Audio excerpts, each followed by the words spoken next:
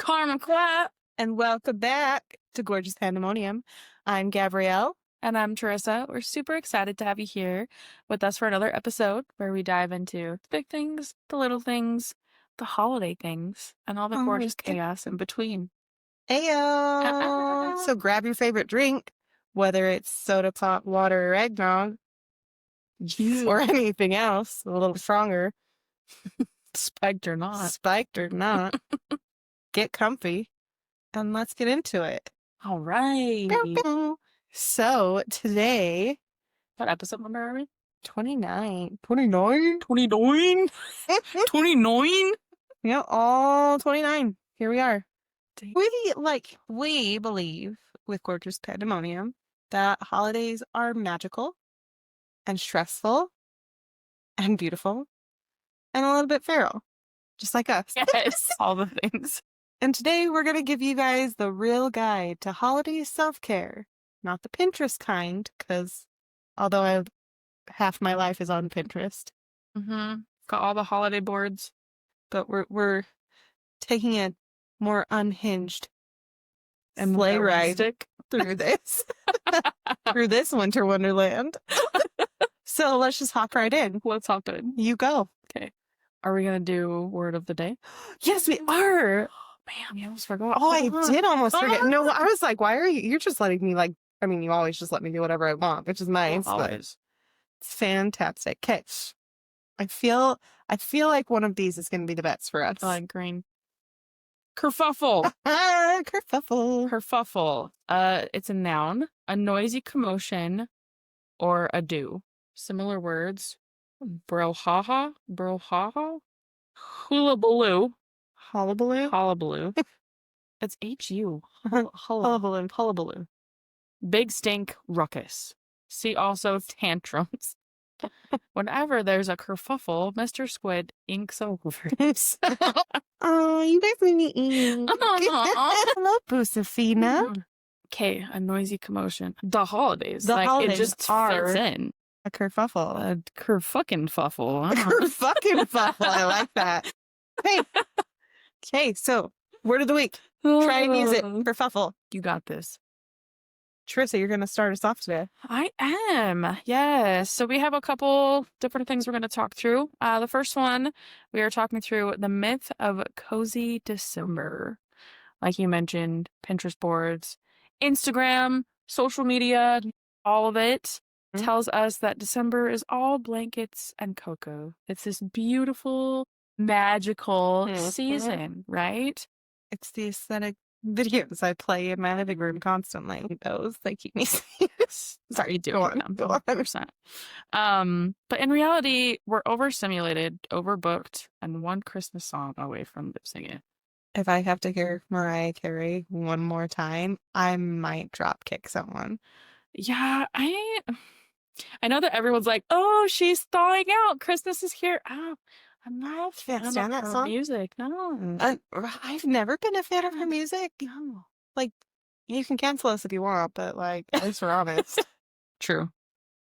We will never lead you astray here. Although I will say, I'm pretty sure it was her. She did. This is a gap fact, but I'm pretty sure it's a real fact. She sued one of her exes for wasting her time. And that is something I can 1000% get behind. I'm like, okay. That's hilarious. I'm pretty sure it was her that did that. Did she win? Uh-huh. That's fucking awesome. Yeah. So I'm like, okay, well, I don't care for your music, but I really like that move. That was a I really like your good one. attitude. I like your attitude. There's a few people I'd like to sing. Oh my gosh. But yeah. Claims court, here we come. I love that. Sorry. No, you're good. Hijack that with one Christmas song, and here we go. Let's go court. Goes against the pleasing aesthetic, right? Mm-hmm. Is people pleasing. It gets so much worse in December. I think it gets worse starting November. That's fair. Like, granted, now as we're airing, we're in December, but I think it starts with Thanksgiving. 100%. Sorry, go on. No, you're totally good. So November, December, the holidays, the parties, the just all of the things, and meeting the standard of what social puts out of what December should be, right? It carries this unspoken expectation to be cheerful, social, available, and on always. Especially the cheerful, because tis the season, right? Yeah. It's the time of happiness and family and not say what you have to say. I feel like December is the time of year that I get the whole, you should smile more often Oh, yes. from bitch-ass people, bitch-ass men that don't know me. Yes. It's like, okay, if I wanted to smile, I would, because I have a nice freaking smile. I like my smile. It's one of the things I do like about myself. I like a lot about myself. Not everyone deserves it, though. Not everyone deserves my fucking smile. Yes. Just like they don't deserve my energy. So fuck right off, Mr. Whoever you are at the grocery store. Mm-hmm. Like, I'm sure, like, Why do you feel the need why? to say that to people? You don't have the right to come up and say that to someone. Exactly. And yet, because I am a little bit feisty sometimes, there are some people, like, not people, just men. Well, I mean, men are people too, but like, that I just really want to like walk up to be like, you should smile more. You're prettier when you smile. Yeah, you look nicer when you smile. And then I'm afraid they would smile at me. That's why I don't do it. I'm like, what if they actually did? And they do, and then you're like, oh, never mind. Don't. Just so I don't. But yeah, that's when I get those comments a lot more. Not that I don't smile normally. It's just that when I am overstimulated and overwhelmed and I'm at the store and I've forgotten things on my way to... It's a cat. I was like, did you see that? I did, but I heard the pop. If you're on YouTube, you just saw that happen.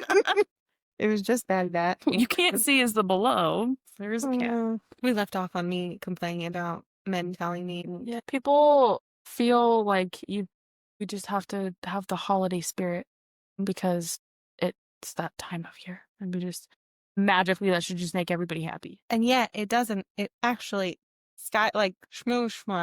I don't know what's allowed on certain platforms. So schmoo skyrockets this time of year. Yeah. And it's like, I think December and January have the highest rates of depression. I don't know about schmoo. Probably it's this holiday season because it's the time where everyone's supposed to get together with family. Yes, it's so and be together, isolating, especially if you don't have a safe space. And a couple other things that we'll hop into. So as far as people pleasing goes, oh, that's right. Sorry. Oh, you're good. You're good. That can come into play because, and this is, I mean, again, kind of what we were just saying, it's not the case for everybody, right? The level of these things are different. But there's a lot of invitations, family parties, friend parties, personal, but not personal, work parties. I mean, even just like all the different places and companies around you have different family things you can go to and different lights you can go experience and all of the different things, right? Sometimes these are opportunities to abandon yourself and your needs, which is where the people pleasing comes into play, right? You are expected to say yes. You're expected to bring things. You're expected, especially as women and mothers, we are expected to help plan and to like really like make the food and bring all the things and make sure everything is going to, go so smoothly and be such a solid event. And sometimes our brain tells us, just say yes. It's easier. It's once a year. Like it'll all be over soon. It's fine. It's almost like declining is not an option. Yeah. And it's exhausting. And even so saying that there's so much expected from women, there's even things outside of what I listed, right? It's also managing everyone's feelings and making sure that even though potentially you've helped plan this and you've helped cook and you've helped decorate and you've helped get everybody here, but now that everybody's here, you're hosting and you're managing that everybody feels okay. You're managing that the food is out for people to get, and you're managing that, You know, if we're doing Temperatures are activities, yeah, just all the things. You are checking all the boxes and making sure all the things. It's also the things, like we said, being posted on social media of like the magical, here's what I just took my kids to do, this whole beautiful, magical thing. And it's put out that, especially if you have kids, it has to be so magical. And if you don't make it magical and you don't do all these extra things, that you're not providing the right type of Christmas for your kids or the right type of holiday. I mean, I'm sure this is with other holidays too, but I'm like, the people who can like have the ability to decorate their entire house in one theme, and they decorate every single room, and it's so perfect and it's so beautiful. And, you know, I'm over here like, I don't have all that stuff. I don't even have the mental energy to put all that stuff up, even if I did have it. Like, that's so much. But looking at the pictures on social, it looks so pleasing and so beautiful. Sorry, I feel like I'm being very scripted here. I don't think you actually do not sound scripted at all, in my opinion. Thank you. IMO. IMO. December is basically people-pleasing season disguised as holiday cheer. Boom. Shit, son. Yeah, strong. Mic drop. Say it again to the people in the back. So, pivoting a little bit to with the beautiful holiday face, right, of what is presented, neurodivergent individuals and our brains and how we handle this time of year is a struggle, a super big struggle. There's so many, like, there's changes in routine. With neurodivergent brains, we rely on structure and predictability and systems and anchors, and the holidays can just dissolve all of that, right? For sure. And depending, like, everybody, the situation could be different, right? But especially, like, if you have kids, they have, like, I don't know about everybody else's kids. My kids have, like, basically 2 weeks off school. And that's crazy. That's a super long time, which, like, is so great for the kids. But, like, obviously, I don't get that time off. I have to work, which is crazy. I will say we are actually blessed, and James gets that time off of work. It aligns perfectly with the kid. Well, almost perfectly with the kids' break, which I have never heard of another company that does that. So that is something that we're blessed with. But it's still like it's still hectic for me and my ADHD brain, because I'm still working the whole time. I mean, I have a few days off, but it's not the same. I'm still working most of that time.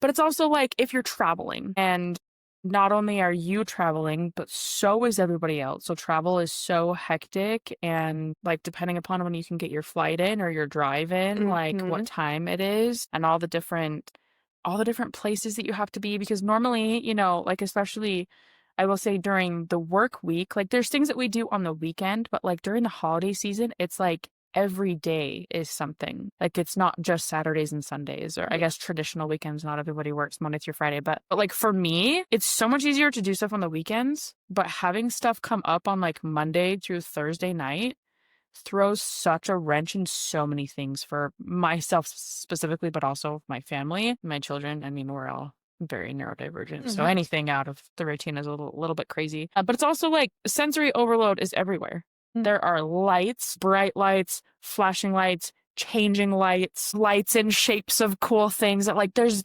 lights everywhere and music everywhere, which like the music can be fun and it can be beautiful, but it can also be a lot depending upon where you're at. It can be a whole kerfuffle, right? Of things, overload of noise. You're in a place to see these wonderful lights, and so is 20,000 other individuals and their kids, and everything is so loud and the lights are so bright, and there's Christmas music and there's hot cocoa and you're cold, and like all the things. Like it can be so overwhelming. And going shopping, the crowds, all the decorations, just so many things happening all at once. Executive functioning can be so hard. I mean, that's so hard regularly, but all the things that you have to do, the shopping, the planning, the keeping track of all the events, managing your kids and where they're going to be, and the emotions, and again, all the sensory things going on, and making sure that everybody is going to be okay and not overwhelmed with it. And remembering who needs what, and making sure, I don't know about everybody else, but something that's hard for me, especially with these events when like it's something that's out of the norm, is also forgetting not only to make sure that I ate, but that my kids ate. we're like, okay, you know what? We normally eat dinner at 6 p.m., but we have a holiday party tonight at 6 p.m. And maybe the invite doesn't say that there's food or there's dinner or whatever. And we get there and the kids are like, I'm hungry. And I'm like, fuck, that makes perfect sense that you're hungry. But we just got here and there's not food. And so, like, there's just so many things. Yes. People who plan parties during normal food times. And granted, like, I really am calling the kettle black or whatever the term is. Are you okay? Goodness. Like, that makes me so angry. If they don't offer food during normal food times. Again, I can't say much because my wedding, my previous marriage wedding, whatever, we didn't have full food. We just had pie served. Yeah. And it was during dinner time. Yeah. And we had to make do with what we had for the time. It was fun. It was beautiful. It was. Anyways, but especially holiday parties, you think of food, not just Thanksgiving. Yes. But or American Thanksgiving, because other countries don't celebrate it because it's really not a real holiday, but whatever. Yeah.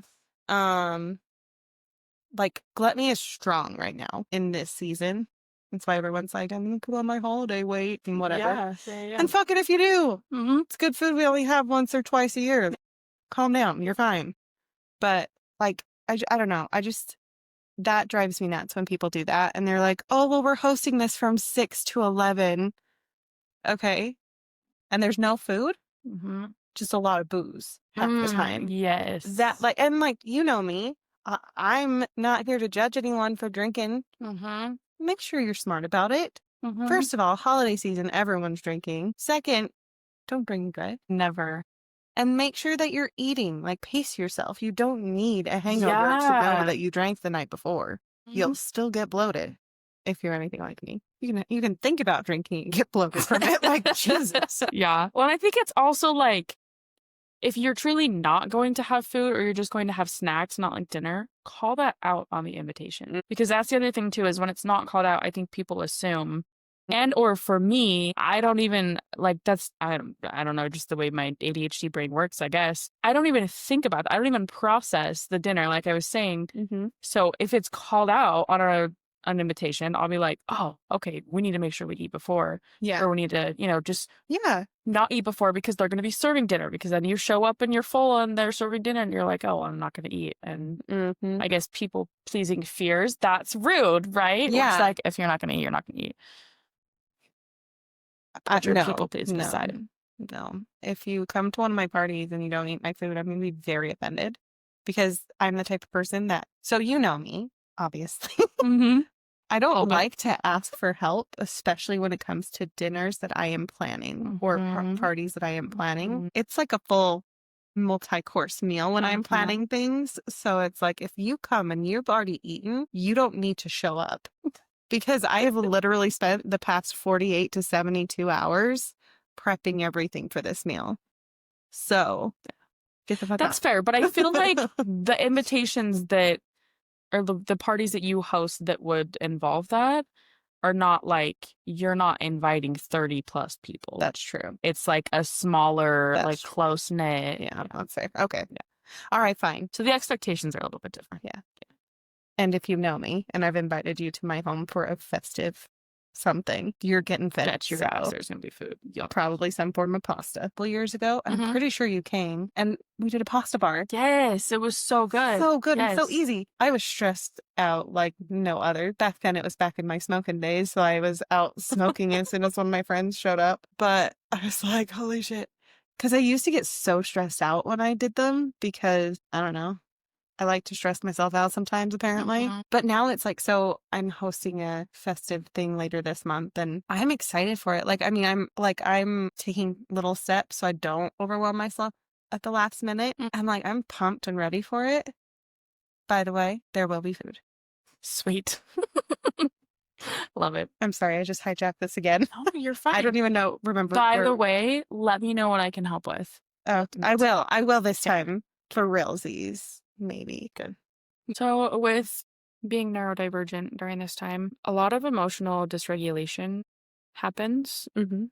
if you are neurodivergent, you may notice you're more irritable. You have shutdowns, checking out, withdrawing yourself or people around you, right? Just because there's so much pressure and stimuli from every single corner and area. There's also a really big pressure to appear quote unquote normal, right? So the masking happens because you're in spaces with people so much more, right? And so you have to mask. And masking in itself is exhausting because you're essentially like you're being something that you're not. You're trying to fit in with everybody. You're trying to make sure you're being perceived as normal and all of these things, right? So there's so many different pieces to that makes that so exhausting. And I mean, especially depending upon like the dynamics of you and your family or you and your coworkers or like all of these parties that you're going to, it can be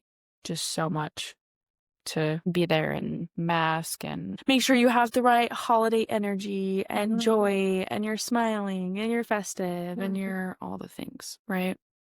You're not being too quiet. You're not being too loud, like all of the things. And it can also be a lot harder to hold your boundaries too, because again, in a lot of these spaces, like, oh my God, okay, it's once a year. I can deal with my crazy uncle that never seems to remember the things that I tell him not to speak to me about, right? I can just put it off. It's fine, whatever. Which, I mean, I feel like that's not just for neurodivergent individuals.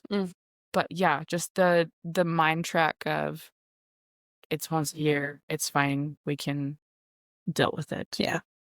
Can be so mentally exhausting.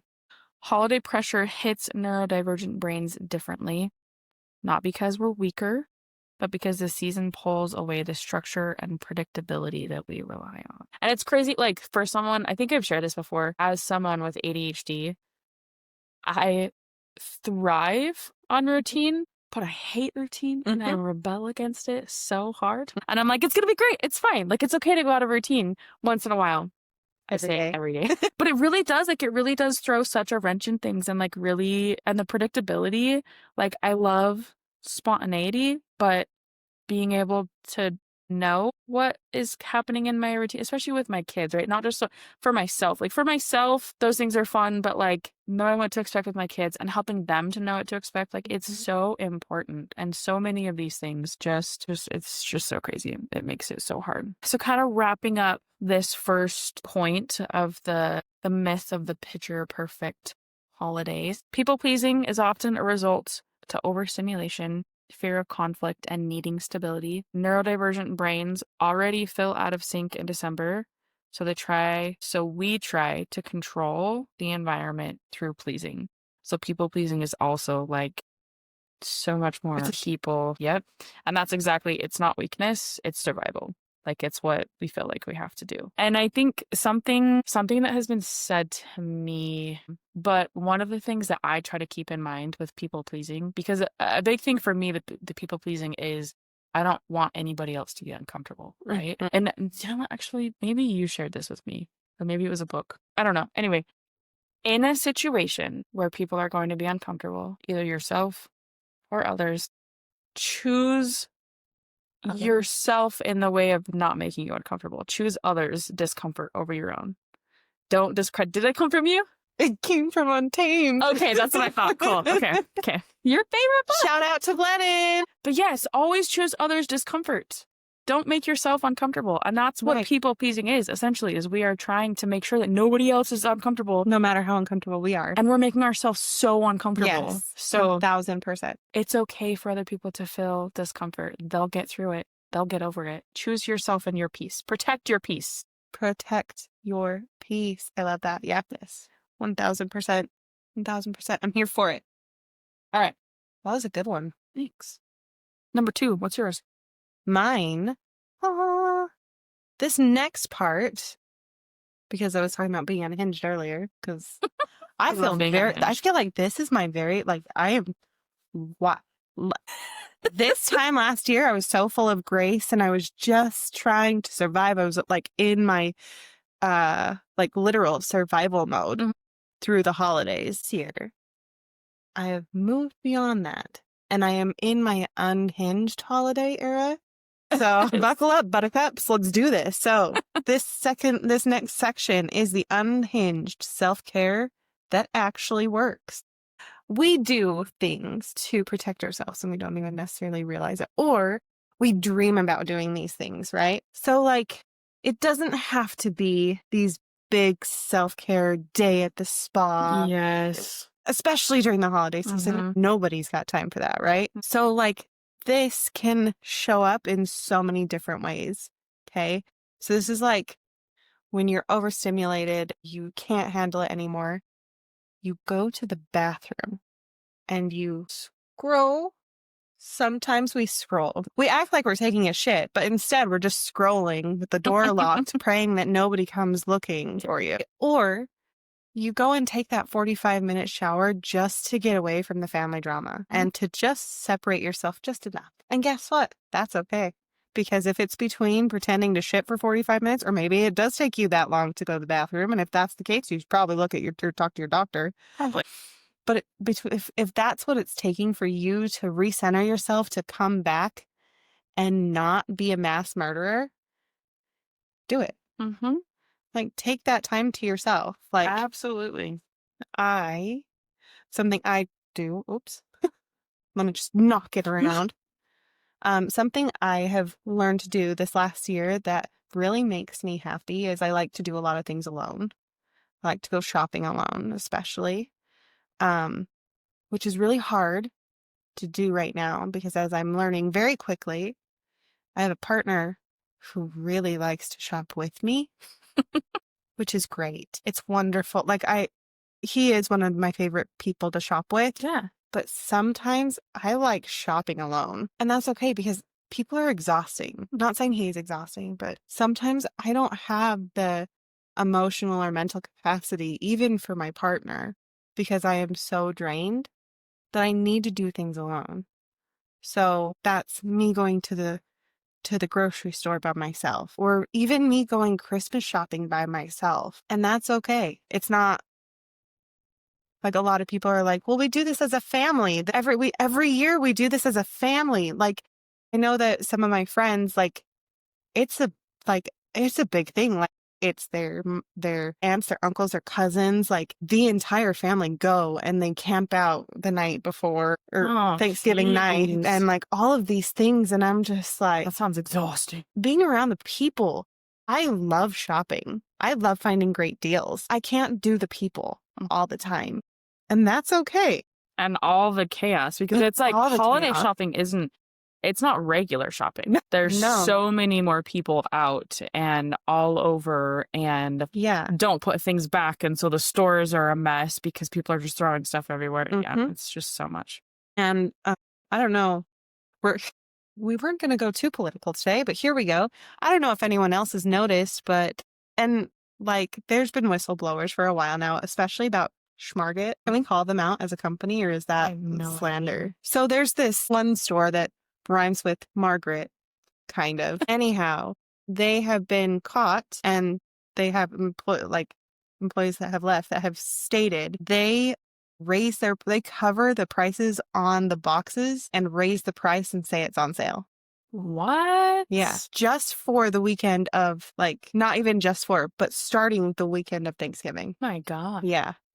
It's insane.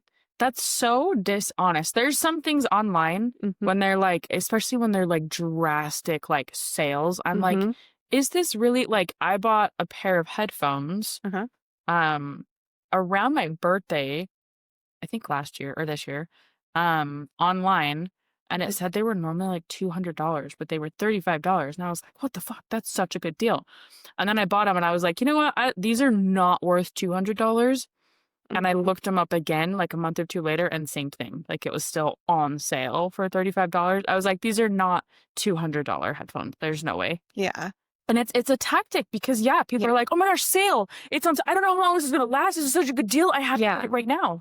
That's so dishonest. It's so dishonest. But we live in a very consumerist society, unfortunately. And so big box stores can do stuff like that. And then you also have, like, places that do really awesome deals, like Bath and Body Works. We were talking about it tonight on our way to dinner. Right now, like just for Thanksgiving Day and the day after, they did the buy 3 get 4 free online and in store. And unfortunately, I did not unfortunately, because I'm doing this for a cause. There's a reason I didn't do any spending, because we're both part of the blackout with big box stores and stuff like that. But it's just some of them are so dishonest and others are so honest, are a little too honest. And it always makes me nervous when Bath and Body does sales like that, because it's like, are you guys going out of business? Are you guys okay? They do it so often. But also, shout out, call out, whatever. Make sure that if you're finding these deals online, you are at their actual website. Because I was scrolling on Pinterest, I think it was last year. Yeah, no, I found one, I sent it to you and I asked you if it was real or not. And you had told me that you had found one and you're like, it's not real. Yeah, because it was an ad on Pinterest. And so I was like, obviously it's legit. And I pulled it up and it was like, they were having all of these crazy, crazy sales. But I was like, I know that they do this stuff, but not that much. And so I don't remember how much I spent, but I bought a good amount. And then I don't remember, I think James was like, are you sure? And we looked at our card and the charge that came through had nothing to do with Bath and Body Works. And then I had called them and they were like, well, we have sales like that all the time. I don't know, maybe it's an online thing. And I was like, okay. But then I went to their actual website. They had no sales like that. Dang it. That's the pits. Yeah, you need to make sure. Yeah. Yeah, for sure. Anyhow, sorry, I got totally distracted with our side tangent. With our side tangent here. Okay. Another unhinged self-care thingy that works. When people invite you, part of the a decoy? Yeah, we'll call it a decoy. For when people invite you places, or anyone, saying you have plans when your plans are to be home. That is my favorite thing to do right now. Yes. I do have plans. With myself at home. My plan is to not go out. My plan is to not people. Or my plan is to not spend money. Whatever my plan is, it's none of anyone's business, but just be home. Just be chill.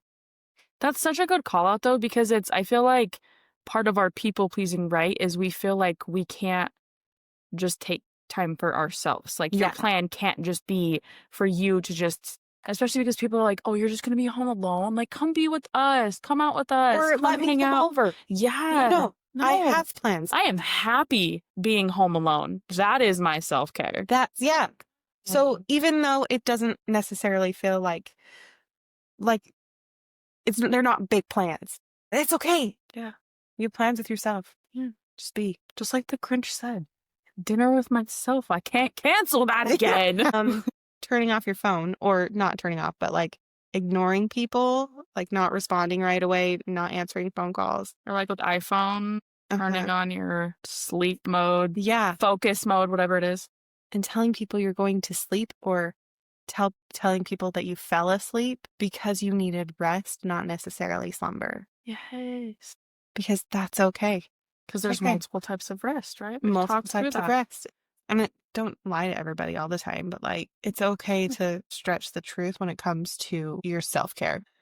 Another one, and I am so good at this one, rewatching comfort shows because your nervous system said so. I don't care that I have watched White Christmas 4 times in the past week. I'm going to continue watching it, and if you don't want to watch it with me anymore, that's fine. Get the fuck out. You're not going to make me feel bad about it. It's fine. It's like practical magic. I watch it at least once a month because it makes my soul feel good. It makes me feel good. White Christmas is that for me for the holiday season. And so is the Hallmark Baby, 9 Lives of Christmas, which is a Hallmark one. Love the Hallmark shows. Hallmark. They just get me. They just know me. The sleigh. The last one really is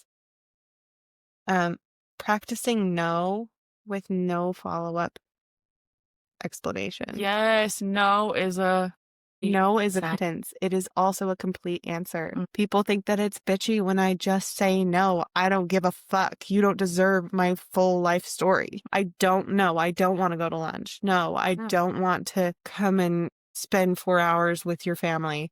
no, I don't want to go shopping right now. Like, I don't want to make up an excuse. So just accept that my answer is no. Mm-hmm. That's okay. It's okay to say no and to stick with it. Like, we really need to make sure that your comfort habits don't like make us broken. They make us self-aware. So make sure you are within your comfort. Like what you said like the last thing you were talking about was with the people pleasing and the comfort and all of that stuff. Like, keep yourself comfortable, especially right now, because again, this not just neurodivergent people. Everyone needs to stay sane right now. There's so much going on politically that has everyone already heightened. We don't need that to bleed into, like, we don't need that instability to bleed into the holidays that are already wildly unstable. Don't abandon yourself right now. As unhinged as it is, as messy as it is, do what you need to do to protect your peace. Which is great that we literally just ended the same way. I love that. Yes, I love it. Okay, so this actually leads me right into my next one, which is our third section, which is boundaries that will save your sanity. So these are just like little scripty things that you guys can steal, that we can steal, that we can use, okay? Just to get us out of things. Not even just get us out of things, but just to give us boundaries. And like, if you need to practice saying them to yourself in the mirror or however you need to do this, like, these are here to help. So first one, being wildly honest. So saying something like, I can't stay long, my social battery is dying. That sounds a little dramatic, but hey, I'm dramatic. That's okay. It's okay to be dramatic. We all have that one aunt, uncle, cousin Mm-hmm. who wants to talk about your relationship status, whether you're Are you with seeing someone. Are you someone? seeing When are you going to get someone? married? When are you going to have kids? Exactly. Blah. Exactly. How are you still single? What's happening here? Whatever. It's okay to say, I'm not discussing my relationship status today, but thanks. It's okay to be direct with people. It's okay to set that boundary very clearly. It's not rude. They'll probably take offense because how dare you want some type of boundary? I mean, that also goes into the people pleasing, though. Mhm. That question is either going to make you uncomfortable in how you're answering it, or they're going to be uncomfortable with you saying, no, we're not talking about that. Choose their discomfort. They can be uncomfortable. They shouldn't have asked the question. Yeah, it's none of their goddamn business. Yeah, they don't have any rights to anything in your life. Yes, absolutely. Coming back to what you were saying about, especially as women, as mothers, for you as a mom, so much more is expected of us. Like, so much more is expected of us than any of the men ever, always. They make jokes about it on social media that write me a list of what you did last year and you can just do that again. How did you help me last year? And the men can't think of anything. Okay, that's not cool, first of all. Like, stop normalizing it. Stop turning it into a joke because it's not fucking funny. We're supposed to be in partnerships. We're not supposed to cater. Like, unless they are catering just as much to their partner, like... Exactly. It is a partnership. It is a partnership. Especially if there are children involved, because it takes two to tango, baby. Like, not just one person responsible for them. Exactly. So going somewhere, showing up, saying, I brought a dish, I did my part, I'm sitting down now. Yeah. That's okay. Do it. If someone else has a problem with that, that's on them. Make someone else uncomfortable so you aren't uncomfortable, so you are not overextending yourself. When it comes to gift exchanges, setting a limit can cause some issues for people, especially people who don't know how to stay within said limits. I am one of those people, but I don't usually cause a stink about it. But like, not everyone can afford everything. So if you are trying to set that boundary of, we have a gift budgets are real. Okay. And use this. Gift budgets are real. Don't fight me on it. Gift budgets are real. Cool. Feel good? Does that make sense? Yes. Okay.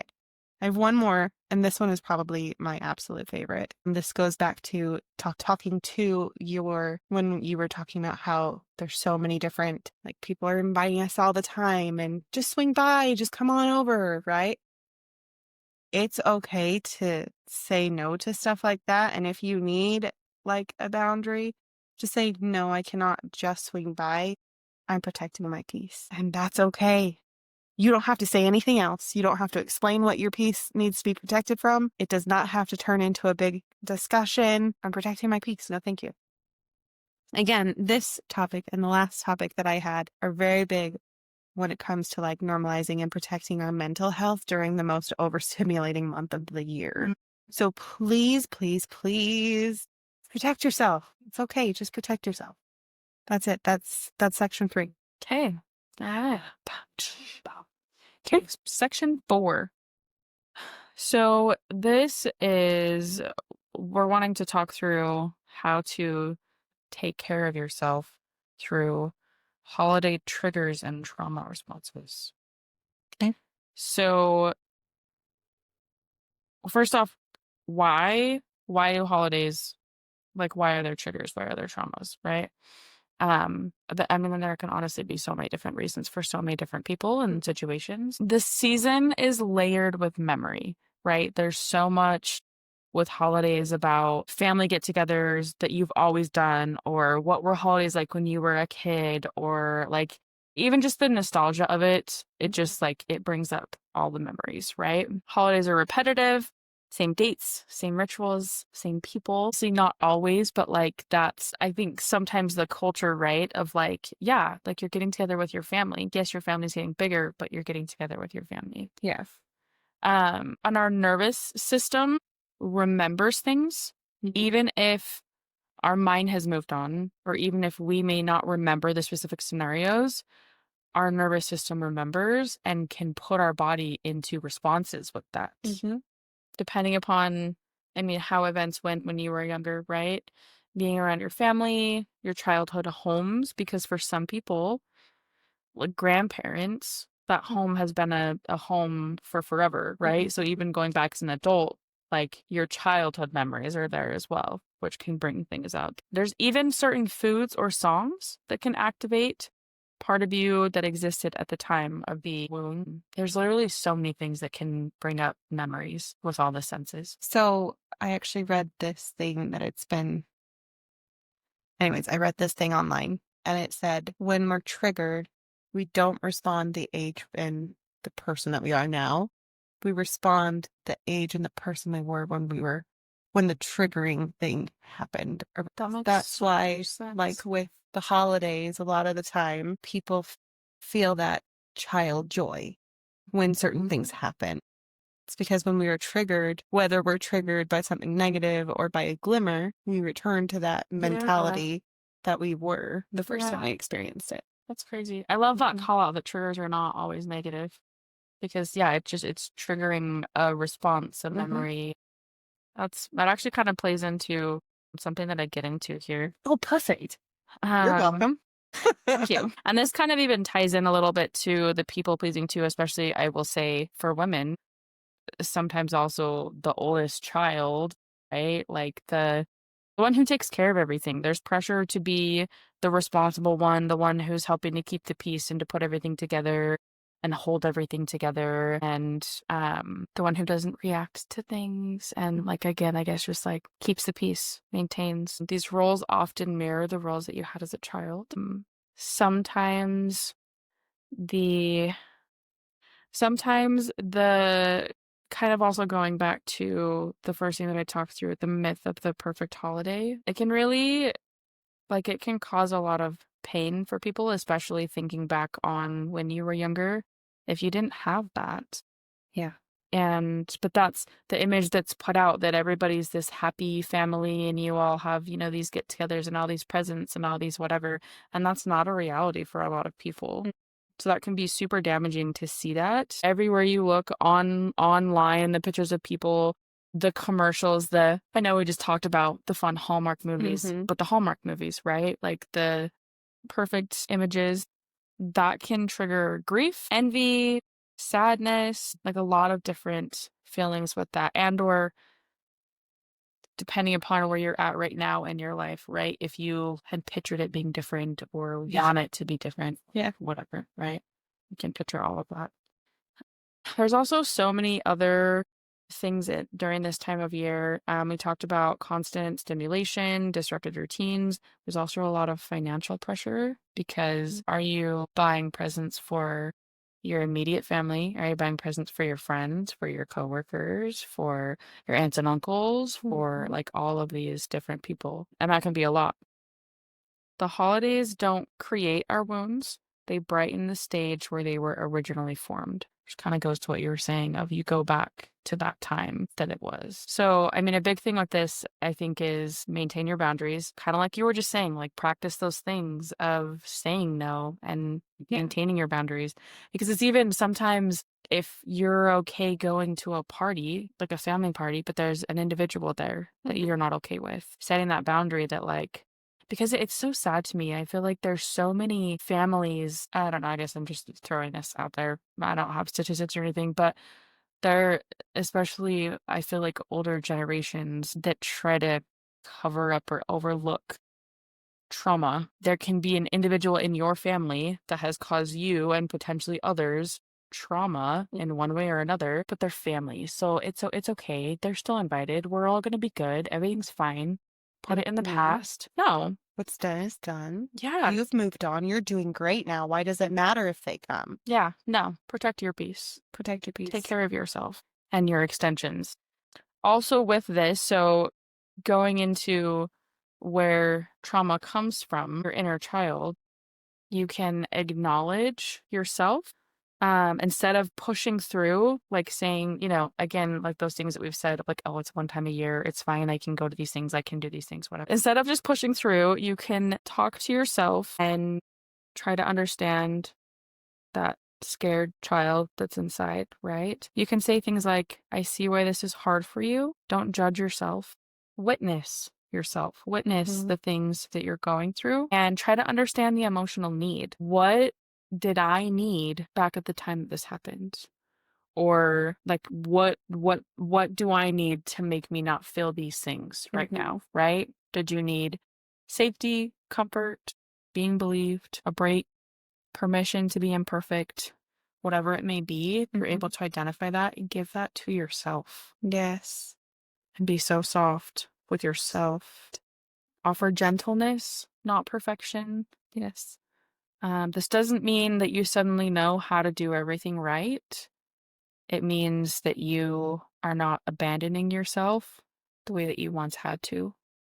That's really what it is, right? When we're triggered from something, it's something, because like, I mean, this isn't like holiday things, but being a parent, you don't understand until you're like thrown into it.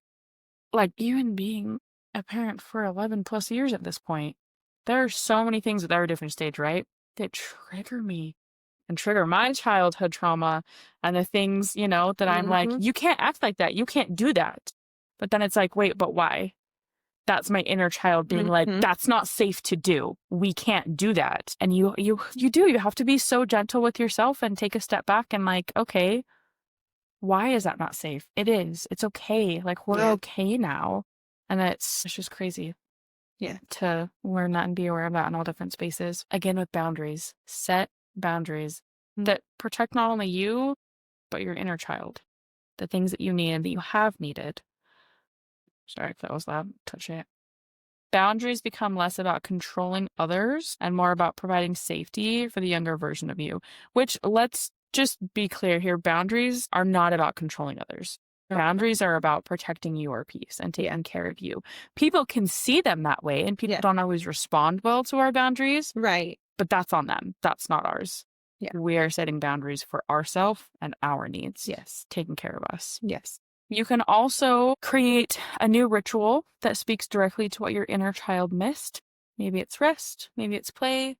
Maybe it's a quiet moment. Maybe it's doing nothing at all. Reparenting is giving your inner child the soft landing that they never had during this season. I've got two more things within this topic. Giving yourself permission to not repeat painful traditions. So within the trauma and the triggering, right? You don't have to do these things. Even if it's you're a parent and you have your kids now and you're wanting to follow through with traditions, if these traditions didn't meet what you needed or they were painful for one reason or another, you don't have to repeat them. You don't have to do those traditions. You can set that and you can change that. You don't have to beat kids Krampus style if you don't want to. What did you say? I said you don't have to beat your kid Krampus style. Oh my God, please If you don't don't do want to. that. I mean, to each their own. I would feel like that would probably be very damaging to my inner child if I had gone through that, so I probably wouldn't do it to mine. Instead, I have cats, so they don't even have to worry about Krampus. That's good. That's good. Well, dang. That's funny. That's funny. Maybe even also with this, like, understanding the Your traditions. kids. Yeah, please don't ever. No, we don't. No, we don't. That's No. not okay. That's illegal. It's illegal. Let's not do it. But I mean, that begs the question of, with this tradition, like, what are we getting from this tradition? Right. Why do we have this tradition? Am I just doing it because it's something that I did when I was younger too, and then before them, and then and whatever? Mm-hmm. Is something positive or fun or beautiful or whatever coming from this tradition? Right. Or is it just simply a tradition? Like, something that I thought of when I was talking through this, which this one isn't like, I don't know that it's super triggering or traumatic for me, but it's something that I have, I don't know, like, noticed, and it's been brought to light in multiple spaces. But the tradition of, like, the songs and everything with Santa Claus, he sees you when you're sleeping, he knows when you're awake, he knows if you've been good or bad. All of the, during the season, all of the parents and the grandparents, like, hey, Santa can see you. Make sure you're being good. Make sure you're doing the things you need to be doing so you can get your presents. I hate that for so many different reasons. But, and that's like, that's not like a personal tradition or a family tradition, right? Like, that's like a season tradition of people getting that out there and saying that Santa's always watching you. Well, so is God, but we still have really fucked up And people. I think that's kind of where it comes from, right? The Christian base of, There's nothing God Christian can about see all. Christmas. That's Just so we're that's aware where it of. started, but it's very commercialized now. But I think like that, so it could. Christmas isn't Christian. Christians took Yule and created Christmas because it was too witchy. Christmas is not an actual, Jesus was not born on Christmas Day. Just, sorry. No, I got really heated just now. I'm so sorry. No, you're good. I'm like, no, that is You're not, good. this is No, fake news here. Hey, me going off Sorry. of Go on. my childhood, right? Yeah. That makes so much sense, and I know that as you're saying that, I know that. But that's, especially here in Utah, though, like, that's the, 'Tis the reason for the season. yes, Actually. Christ Mass, Christmas, yeah. Yeah. But anyway, I hate that. I don't know. I guess that's super relatable. Sorry, That's I what we're didn't talking get through. so But heated. no, you're My fine. bad. It's fine. It's fine. But that's one tradition that I'm like, what are we getting out of this? My children think that some random white man can see what they're doing at all times and knows if they're being good. Hey, they have black bad. Santas now. And they are the cutest things ever. I love that. I love that. And as we should have diversity, because it's, yeah, we should. I'm not going to lie. Black Santa is way cuter than old white Santa. 100%. Like, I think, like, never mind. We're just going to not go there because that was going to get real dirty real fast. Sorry, Mom. No, you're good. But I yeah, said, sorry, Mom. you said mom? I said, Mom. I didn't hear mom. It's okay, sweetheart. Oh, hilarious. But yeah, anyway, just being mindful of the traditions that you have and the things that you're bringing, if you have children, to your children, if it's you and whoever, like, to your home, to your holiday season. Tradition. So I feel like I've kind of said this too. Tradition isn't obligation. Like, it's just, you grew up doing this. So again, like, make sure you're being purposeful with it. Like, you don't have to uphold a tradition just because you did it when you were younger. Your parents did it and whatever. That's the beauty of adulthood. It gives you the power to evaluate what nourishes you and what is, again, what are you getting from this and what is the reason behind it. Okay. You're also allowed to choose comfort over consistency. If a tradition drains you, confuses your kids, or recreates an old wound, you're allowed, or reshape it into something that works for you and or your children. Again, you don't have to repeat it. Breaking a pattern is a healthy tradition. Your healing becomes your family's new ritual.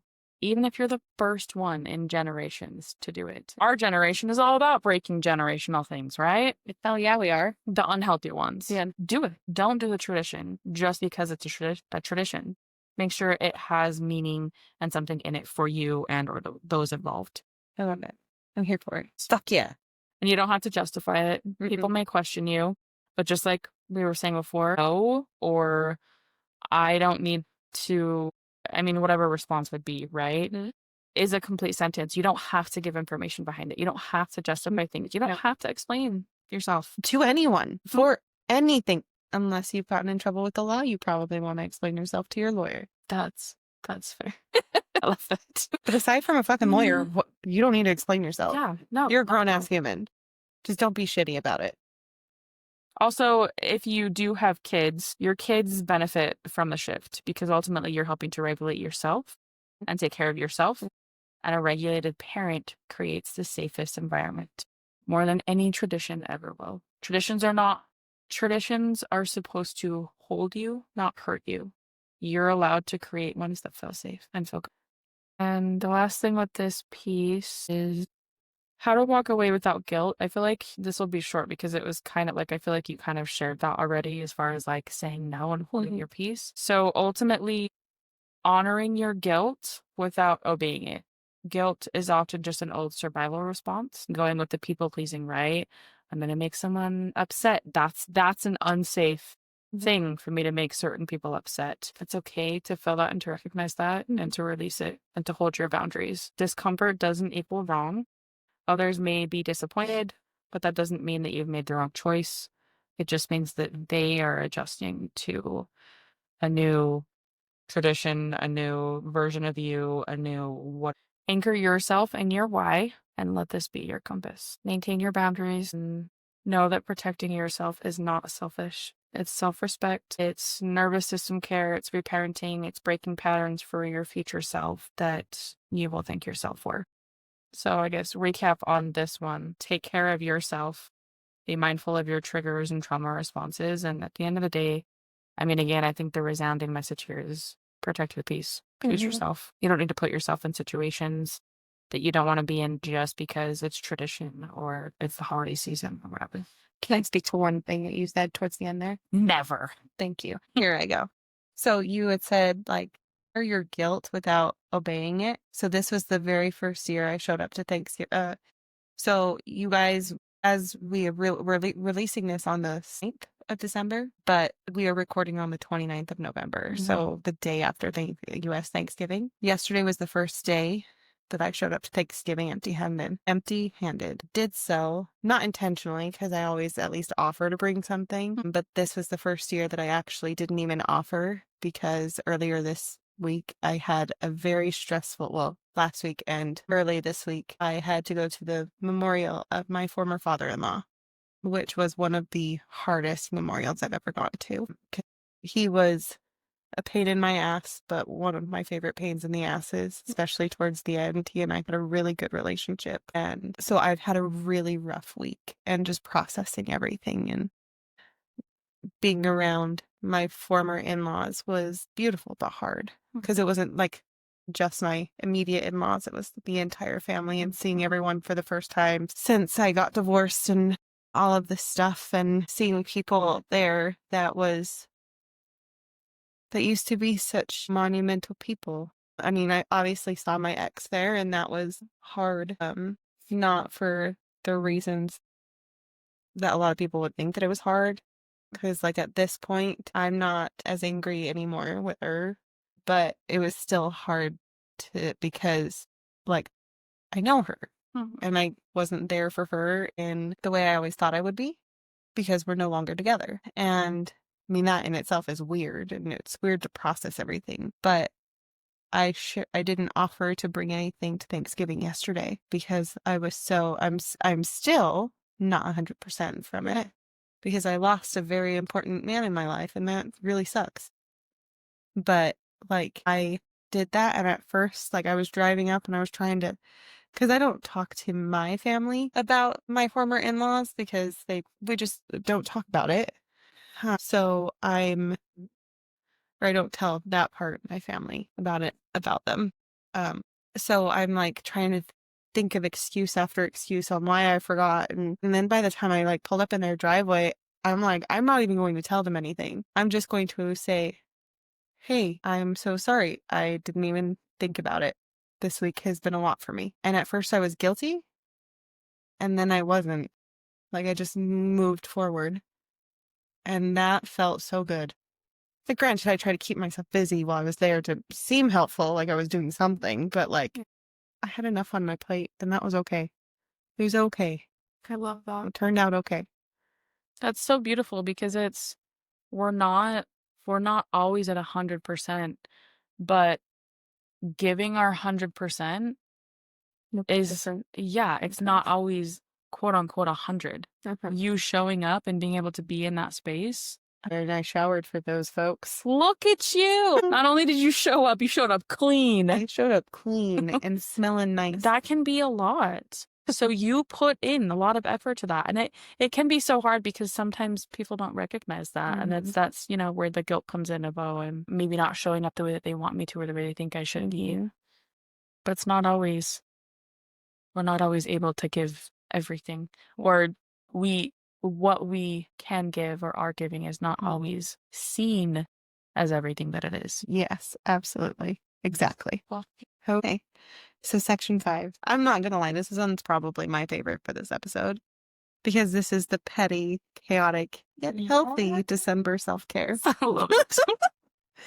Because healing is great, but a little December level chaos is sometimes necessary, right? So the first one is blocking people until January 2nd, if not permanently. So the petty part of this is there's nothing more iconic than blocking someone for the entire holiday season, right? Yes. It's not forever. It's just a holiday break for people who love the chaos a little too much. And why the fuck not? They want to chaos themselves. Have at it. It's not mine. And something I'm learning right now very heavily is that although I thought I missed chaos in my life, the calm is where it's at. Once it comes back, you're like, no. Yeah. I'm like, nope, no. Backtrack. Take a deep breath. No. The healthy part, blocking isn't necessarily punishment. It's protecting your nervous system. Sometimes the healthiest thing that we can do is create like digital distance from people who like drain us or demand too much of us or don't respect boundaries or send emotionally loaded texts. So if I wake up tomorrow and I'm blocked from everyone who listens and blocked from you, I get it. Because man, do I trauma dump all the time. You ask if there's space though. So yeah, I do. I try. I don't with everyone, unfortunately, but I do try. And some people that like tend to just spiral right around the holidays. Again, I am a walking red flag, so it doesn't surprise me when I'm the one that gets blocked. Like, keep in mind, although like I'm calling it like we're blocking people, like it's not a punishment. It's just a seasonal boundary. Because sometimes some people are fear mongers around this time of year, and they are pot stirrers and shit starters, and we don't need that. My peace is more important than anything right now for me, especially other people's reactions. Because that's theirs. yes. I'm just living my life. It's like this time last year, or probably, I don't know, sometime in the winter around the holiday season last year, I had a lot of hate that I was feeling from outside sources. And I literally was just lying in my bed having a stare off with bad adapt. Imagine hating me and all I'm doing is having the first stare off of the year. Fuck off. That's yours. That's not mine. Keep in mind when we are temporary blocking people for the holiday season. Sometimes these temporary blocks can actually save relationships because sometimes we overextend ourselves during the holiday seasons and the worst parts of us come out. And sometimes people aren't ready for that. Sometimes your relationships aren't ready for that yet. So if you need to take a step back during the holiday, it's cool. It's absolutely fine. Plus, like, maybe this is just me. Correct me if I'm wrong, or if you've felt it too.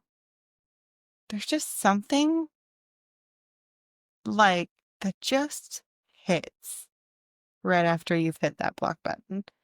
Oh, 100%. Yeah. Like, it's just like, It's like physical weight. You're just like, oh, yeah, it's just done. yeah. And you're done for however Cute long. angels. Oh. Yeah, exactly. Exactly. And like I said, like sometimes though, like the breaks, the holiday breaks can save relationships because we're just going to call it as it is. Holidays are fucking toxic. 100%. Okay. This whole shebang is fucking toxic. And like it just intensifies relationships. The hard parts of relationships shine the brightest right here. It's okay. I'm not saying be single if you're married. Like, that's not at all what I'm saying. We were on a break. Okay, Ross, calm down. But like, it's the toxic dynamics that we are breaking free from. Like you've been saying this whole time. The toxic dynamics that we are breaking free from are here. It's on repeat for a lot of people. Take a step fucking back. It's all good. You're good. You can do this. Like, Yes. block people. It's okay. Yes. Even if it's just for the season. Maybe you have a cousin that really is not the best around the holidays. Or maybe they're one-uppers around the holidays. Block them through the holidays. Stop scrolling their social. You can also unfollow people You can on social. unfollow them. Or just restrict their views and stuff. Yeah. Like, do whatever. Well, and unfollowing, I mean, I guess I'm thinking of Facebook specifically. I don't know about Instagram and TikTok. But unfollowing, you can remain friends, but you don't want to see their posts. Oh, nice. So they don't know that you're not seeing their posts. Oh, I love that. Yeah, just do I what you guess gotta following do. on TikTok is following, so. But even still, you couldn't, I mean, I was going to say you can unfollow and then refollow, but I guess they'll get the notification. They'll get the notification, yeah. I think you can mute people, though. Probably, because I know you can on Instagram. Yeah. Speaking of muting, that brings us to our next point. Our next petty and unhinged thing that we can do to protect ourselves. And by protect ourselves, I mean, this is what I'm doing. Not really. Some of them, yeah. Which ones? You'll never know. The next one is muting entire family group chats. Yes. Oh my gosh. Group chats can be so much. Yeah. So the petty part, not muting a person, but muting the whole chat. It's bold. It's unhinged. It's deliciously freeing. I love If you will. that. It's so true. But the healthy part about it is that family group chats in December are overstimulating. Just like you said, they're a lot. Like everyone's talking all at once. There's 49 gifts a minute, which is really Then just a reaction and all this, which is really just the caps and Aries every day. But and someone is arguing about who the fuck is bringing the goddamn dinner rolls. If I have to listen to one more conversation about why one person is bringing dinner rolls again and everyone else has to bring something real, it's like, do you really trust this person to bring anything other than dinner rolls? Seriously? Do you think that maybe there's a reason they're always assigned dinner rolls? It's me. I'm always assigned dinner rolls. Okay, well, you make amazing rolls. So. I do make amazing rolls. That's why, that and I don't think that the rest of my family's actually had my cooking. Like my actual cooking. So they don't Honestly, know. You should keep it that way so you don't have to. Yeah, I don't want to. Yeah. It's a lot of work. It's good. And they'll be like, oh, girl, moving forward. Right. They're going to be like, you're going to have to bring an actual dish now. And I'll be like, fuck. No, thank you. Oh, sorry. I Rolls are can't. it. I've been assigned roles for the past 30 years. I'm good. Yes. But yeah, so like, it's fine. Muting lets you engage on your timeline, not on everyone else's. Like, we're not, like, with that being said, like, we're not ignoring it. We're very aware it's there. We still get the notification number. We're just not getting the constant buzzing, right? So we're not ignoring it. We're just pacing our energy. And that's a good thing to do. Yep. Because families are a lot. Not just our biological families. Chosen families are a lot sometimes. Like a lot. It also depends on, like, I feel like there's sometimes where magically everyone else in your group chat has this day off and you're working and they're just conversing back and forth, and forth. And you're like, I'm trying to work and I'm so stressed because I have 84 notifications on my phone. Yeah, exactly. By muting the group chats, talking to your 84 notifications, once you mute it, that's relieving the pressure to respond immediately. Yes. Which is probably why a lot of group chats need to be muted. regularly, not just around the holidays. It'll also help reduce sensory overload, especially for our beautiful neurodivergent listeners. Yes. And this brings back like letting communication be intentional and not just reactive. So like keep in mind, like how I said right before with the previous thing, how like stepping away, how blocking people can save relationships. Muting yourself is a love or muting group chats can be a love language for those people. So you're not overstimulated when you respond to them. So you're not Yes. overwhelmed and just feisty as fuck because why the hell do you have 84 notifications? It's been 5 minutes since you last looked. It's a love language. Love that. This next one is my personal favorite of this section. Buying yourself a gift from Santa. Yes. The petty part, nothing screams healed but still a little feral, like wrapping a gift from yourself and writing to me from Santa.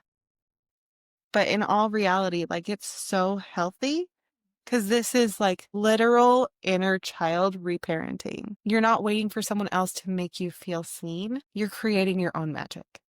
So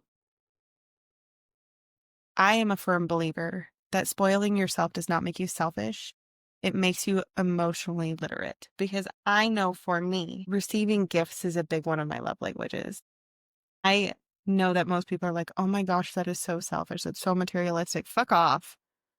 It makes me feel You good. know what you deserve. I know what I deserve. It makes me feel good.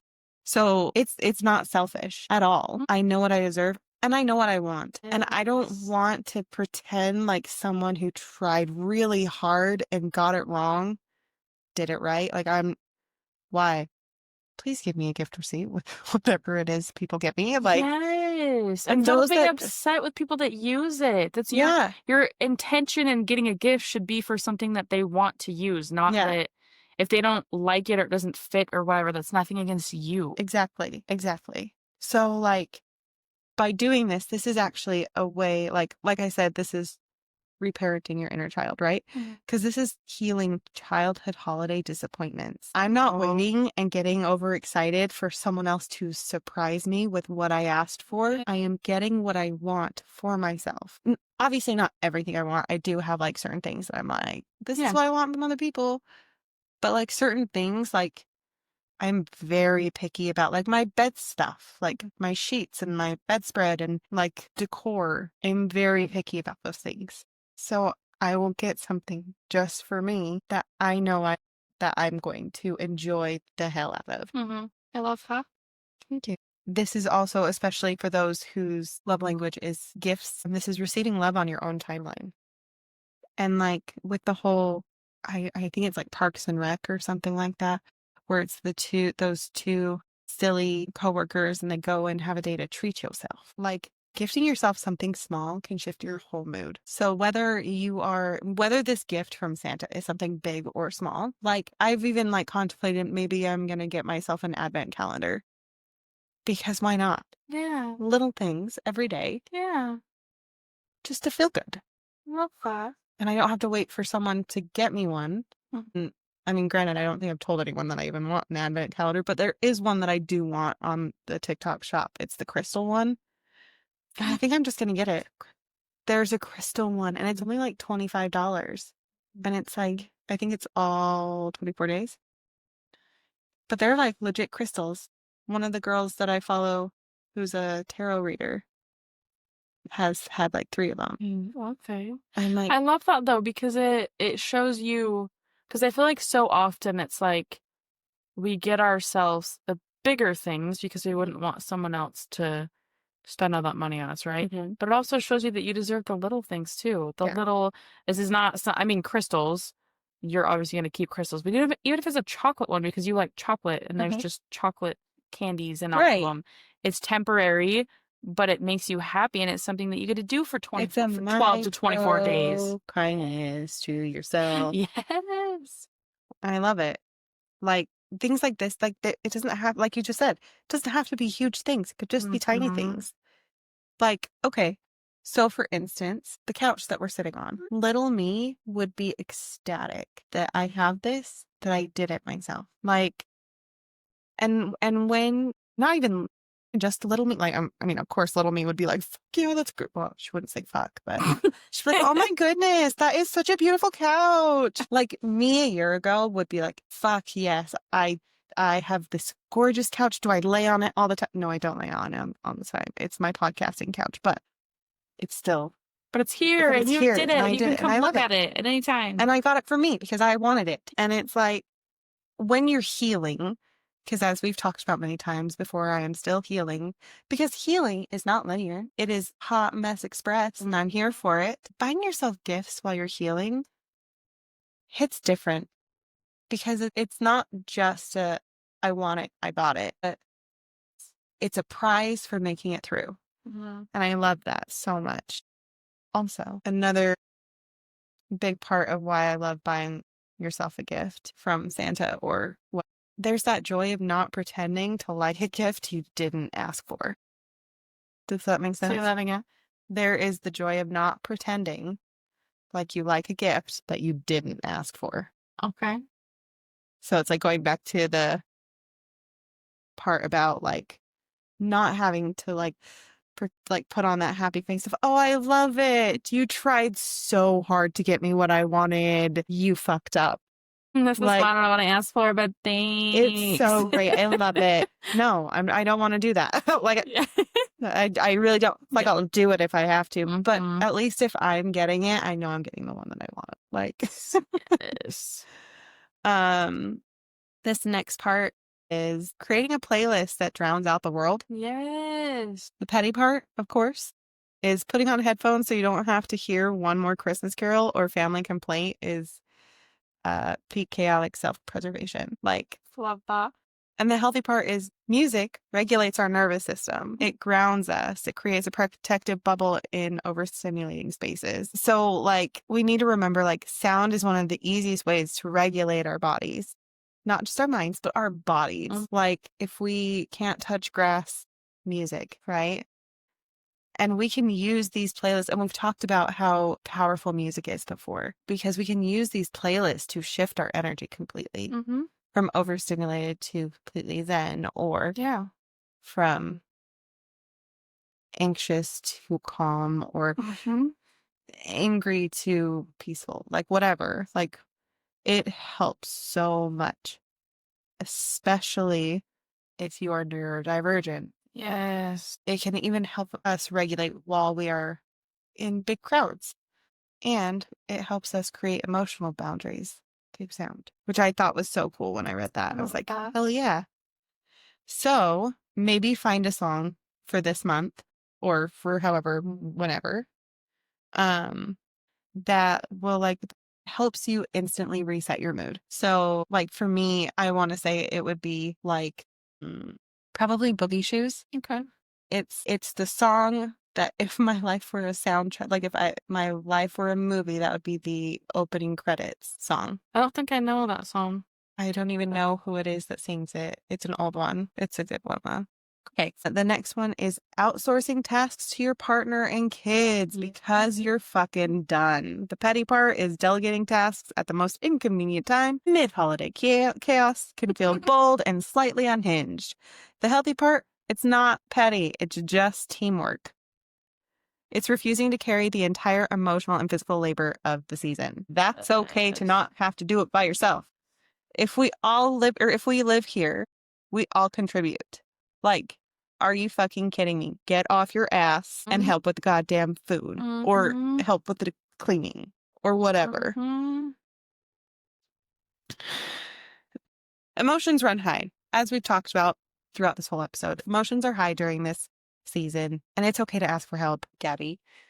Jesus. Plus, this teaches your kids and your partners responsibility without resentment. So, You can keep this up throughout the rest of the year. They can help with everything all the time. Because delegating brings peace and fairness.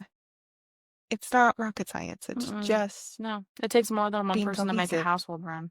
Yeah, absolutely. Takes me and 3 cats. You all play your parts. Okay, the last one I'm going to talk about is leaving parties early with zero shame. Yes. Ghosting a holiday party at 8:47 p.m., not telling anyone, just gone. An Irish goodbye is iconic behavior. Yes. The healthy part of this. Leaving early is honoring your energy, your bandwidth, your overstimulation limit, and your desire to not force yourself to be on. You don't need an excuse. Feeling done is a valid reason. So just remember, like, I keep saying just remember. I've noticed that a lot in this episode. Sorry, folks, but one more thing for us to remember. Respect your body when it says you're done. When you are done, be done. It's okay. It is a-okay to just be done with a party or whatever. Mm-hmm. There is a myth, or like, I guess, like, social conditioning has groomed us to believe that staying longer means you're being polite. That is such bullshit. There are those signs, the party signs that say, please leave by 9. Yes, I And love I those. love those. I really think that I might start getting them so people know. Or like, my favorite thing that I've been doing on party invitations is I give a start and an end, Nice. because I am tired before the party starts. Don't want you there all the overstay. time. Yeah, like, get the fuck out. Let me go to bed. I want to brush my teeth and put on my slipper socks. Yeah. Go away. You also need to do this because, like, you're building trust with your emotional capacity when you do this. When you honor yourself, when your body starts saying, hey, this is too much, I gotta go. And I actually noticed that the other day because I was planning on staying the entire memorial and I left early because my body started rejecting being there. Not in like a dramatic way by any means, but it was just like I started getting uncomfortable in different ways. Like, within my body, I started feeling uncomfortable, which is my telltale sign that I am reaching my limit. Yeah. And I left. And that was hard to leave because there was that guilt there, right? Yeah. I also, once I got home, I was okay. So, like, it's hard to do. A lot of the time it's hard to do, but it's okay to just leave when you're done. You don't have to stay for the whole thing, especially if it is a party where the drinks are free flowing. Once you're done, be done. Yes. And make sure that you are safe and you are not driving intoxicated. Get an Uber home or a Lyft or a sober friend. Or plan on staying where you are. Staying where you are. An option. Yeah. A safe option. If it's a safe option. Yeah. Don't be stupid. Plan ahead. Plan the fuck And ahead. even if you, I mean, sometimes things change, but just, be smart with it. So, with all of that being said, like, these little unhinged behaviors, they're not actually unhinged. They're your nervous system asking for a break. They're boundaries dressed up in humor, like their survival disguised as chaos. And honestly, it's the healthiest December vibe that I've ever had. So I'm going with it. I love it. It's beautiful. You feel good? I do, yeah. Okay. Cool. Back to you. All right. All right. Last part we got of this topic today is cozy, intentional choices. Your soft December era, if you will. We're ending on heart, softness, and empowerment. I love that. You can do this by making space for stillness. Stillness is not the absence of activity, it's the presence of awareness. Oh, that's good. That's some good shit right there. Right? That shit books. It does. You don't have to escape your life to slow down. You can just pause long enough for your nervous system to catch up with you. December tries to rush us with holiday lists, events, timelines, invitations. I mean, all the things that we've talked through, right? Everything feels urgent. So stillness is your quiet rebellion. Love that. Quiet rebellion. Those are the fucking best. Block those bitches. You can also be small in your stillness, right? Because like you've said too, like in your self-care, it doesn't have to be this whole big long spa day. Like, you can take moments of time. So even with your stillness, you can take 30 seconds of breathing. You can, when you're going to a family party or you're going to an event, sit in your car for a minute and just breathe and just take that moment in before you walk into the chaos and the crazy. Wake up without grabbing your phone immediately. That's a hard one, though. That's a hard one. It's a really hard one. Making your tea or your coffee intentionally and taking a moment to enjoy it before hopping into your phone or hopping into all of the craziness. Stillness is not laziness. It's alignment. Oh, Yes. Some good one-liners in here. preach. The next thing we're doing is we are choosing joy on purpose. On purpose. On fucking purpose. Because we deserve joy. Yes, we do. And joy can look so different for so many people. So many differences. So many differences. Yes. So many different versions. Yes. Joy doesn't always just fall into your lap. In the chaos, sometimes you have to reach for it. We're not doing forced cheerfulness, but real joy. Intentional joy can be quiet, personal, and honest. It can be a playlist, like you talked about. It can be a favorite candle, during this time of year, a favorite decoration, or like something that I think of, which is so funny that I haven't gotten it yet. I guess now I'm not going to because my oldest let me know that they don't like it. But, during this season, when you walk into the stores and outside they have those pine cones, so like cinnamon smelly. Yes. I love those so much. They smell so good. Uh-huh. My oldest child disagrees and doesn't like them. So I'm a little sad with that. But that's fine. They don't have to stick their face in it. I mean, fair. I could put it in like my office or something. Yes. But stop people pleasing. They're freaking pine cones. Get yourself some pine cones and put them in your office. Intentional joy can also look like playing with your kids in a way that feels fun for you, letting yourself laugh. Laughter is such a beautiful thing. Saying no to what stills your energy. We've talked a lot on that today. And saying yes to what lights you up, even if nobody else understands it. You can redefine joy each day. Some days joy is big. Some days joy is, I didn't lose myself today. Hey. All of those count. Yeah. Yes. Joy becomes powerful when it's chosen, not performed. I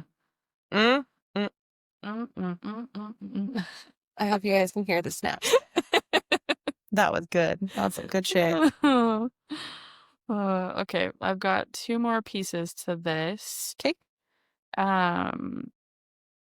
Giving yourself grace, which I feel like this is something we've kind of talked through a little bit, and I personally feel like I throw this into every topic that I can because it's such a beautiful thing and it's so necessary, and we so often don't do it. We're just so sad we don't put ourselves first. Grace is the permission slip your nervous system needs. You don't have to be the perfect parent, partner, friend, host, human, anything in December or ever. We don't have perfection is not real. It's not same.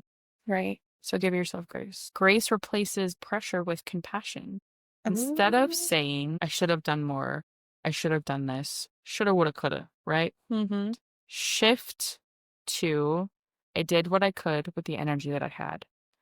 We kind of talked through this a little bit of like, you giving your all or your 100% can be different depending upon where you're at and what you have to give. Love it. Grace lets you be human, because that's the thing is perfectionism is not human. We are not it's not a thing. Being human is being messy, being slow, not always having a response for everything, forgetting things, not meeting expectations. This is life. It's not failure. It's life. And every day can look different and some days look better than others, but it's life. And we need to be okay with that. Grace doesn't mean lowering your standards. It means stopping self-punishment. Grace is choosing to treat yourself the way that you treat people you love. You give other people grace and also hard on other people. Give yourself the same. And then again, kind of going off of what you were talking about with your playlist, picking something that helps you feel rooted. Rooted is your home base in a season that pulls you in 1,000 directions. Picking one grounding thing keeps you connected to yourself. It can be a morning practice, song, a scent, a walk, a journal moment, a boundary. It's just something that you can realistically come back to. It doesn't have to be a whole routine or a whole list or a whole bunch of things, right? It's something that says, I'm still here, I'm still me. Your root becomes your reset button. Each time you return to it, you feel more regulated, more present, more. Pick one thing that makes you feel rooted and let it be your December compass. I love that. I love that because that's keeping it from becoming, just keeping December from becoming all expectations. And it brings it back to you. Brings it back to self. Yes. Brings it back to reality. Yes. I love that. That's So what I have for you. I love it. That was beautiful. That was stunning, really. I'm thrilled. Thrilled. Thanks. Me too. So I feel like for today's episode, like self-care during the holidays, like it doesn't have to look pretty. Like to sum up this whole episode, Yeah. this longer episode, but here we are. Self-care doesn't have to look pretty during the holidays. It just has to support the version of you who's trying their best. Like whatever peace looks like this December, choose it and choose it unapologetically. Yep. I feel complete. Do you feel complete? I do feel complete. Then that's a wrap on this week's episode. Thank you guys so much for joining us in the chaos. We hope you had as much fun as we did. Don't forget to like, Comment. comment your favorite moments, comment what you want to hear next, subscribe, and share with your family and friends. That would vibe with us. Yes. Be intentional in your sharing. Yes, be intentional.